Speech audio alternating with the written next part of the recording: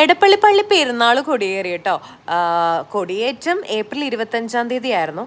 ഇന്ന് മെയ് 1. ഇന്ന് നമ്മുടെ പുണ്യാളൻ്റെ രൂപം പള്ളിക്കകത്തുനിന്നും പുറത്തേക്ക് എടുത്ത് വെക്കുന്ന ഒരു ചടങ്ങായിരുന്നു. ഭയങ്കര തിരക്കായിരുന്നു. കുറേ എനിക്ക് തോന്നുന്നു അരമണിക്കൂറോളം കൂടിയിട്ട് വെടിക്കെട്ടൊക്കെ ആയിട്ട് രൂപം എഴുന്നള്ളിച്ച് പുറത്തെടുത്ത് വെച്ചു. ഞാനും മമ്മിയും കൂടെ എല്ലാ വർഷവും പോകുന്നത് പോലെ തന്നെ പോയിട്ടുണ്ടായിരുന്നു. ഭയങ്കര തിരക്കായതുകൊണ്ട് ഞങ്ങൾ എവിടേക്കോ കയറി നിന്നു. അത് കഴിഞ്ഞിട്ട് വേസ്പര ഉണ്ടായിരുന്നു, ചെണ്ടമേളം ഉണ്ടായിരുന്നു, കുർബാന ഉണ്ടായിരുന്നു, നൊവേന ഉണ്ടായിരുന്നു. ഇതെല്ലാം കൂടിയിട്ടാണ് ഞങ്ങൾ പോന്നിട്ടുള്ളത്. എടപ്പള്ളി പള്ളി പെരുന്നാളിനെ കുറിച്ച് പറയേണ്ട ആവശ്യമൊന്നുമില്ല കേട്ടോ.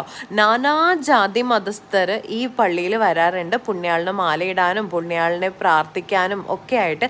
മാത്രമല്ല എടപ്പള്ളി പള്ളിയിലത്തെ ഒരു നേർച്ച എന്ന് പറയുന്നത് കോഴി നേർച്ചയാണ്.